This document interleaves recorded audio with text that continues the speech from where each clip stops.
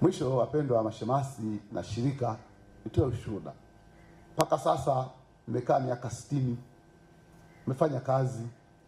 Wasiokuwa wakifanya kazi na nyinyi kwa karibu wanaweza akasema pengine ni maneno tu. Hayo waliofanya ni miradi yao, wakaika kwenye kundi la miradi. Wakasema hiyo ni biashara. Wanafanya biashara. Wala si kwamba ni utume, ni biashara. Lakini tunaweza kushuhudia kwamba ni huduma. Na kama kuna malipo kidogo ni kwa sababu ile huduma lazima iwe endelevu. Sasa kwa sababu ya hiyo huduma na ushuhuda, nilipo Mzee Mavunde alisema nilikuwa Dodoma, baadaye nikahamia Mpanda. Ni kweli nilipoweka naenda Mpanda, najiandaa kwenda Mpanda, nikawa natafuta, nilikuwa nimeshasikia kule Mpanda kuna uhaba wa mapadri mchache sana.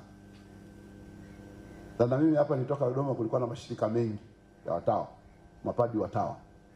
Kwa hiyo kabla sijaenda nikaanza kutafuta wa kufanya nao kazi. Nikawafuata mashirika kadhaa walioko Dodoma na hata nje ya Dodoma. Jamani, mimi naenda kule, nimesikia kwa mapadri hawafiki hata 20, lakini watu ni wengi. Naomba ukafanya utume.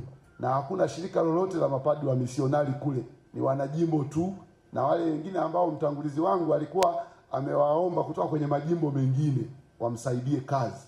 Sasa naomba mjifanye utume kule. Wakati huo kufika Mpanda, mji mkuu wa mkoa wa Katavi, hakukuwa na barabara ya lami.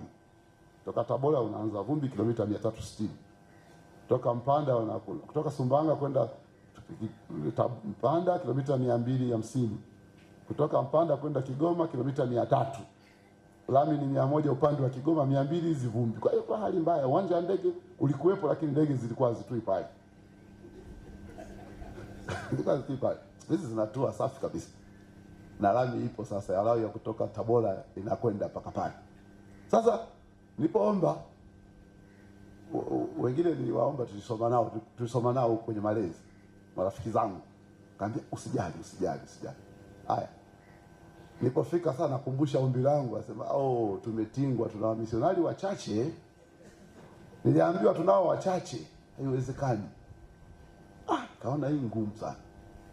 Nikaomba huko na huko wapi. Nilipoomba damu azizi ya Yesu walikubali, wakaenda, na mpaka leo wako pale kama wamisionari wa kwanza.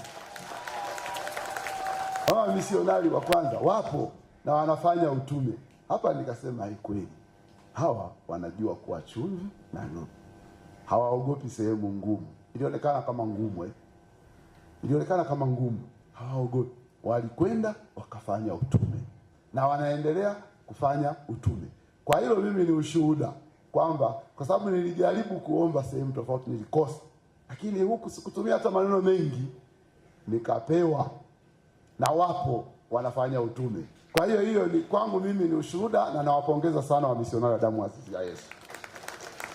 Mna haki kabisa kusherehekea miaka 60 mkiwa kifua mbele, kwamba tunajua tulichokiitikia, tunajua karama tuliyoichagua na tunajitahidi kuiishi.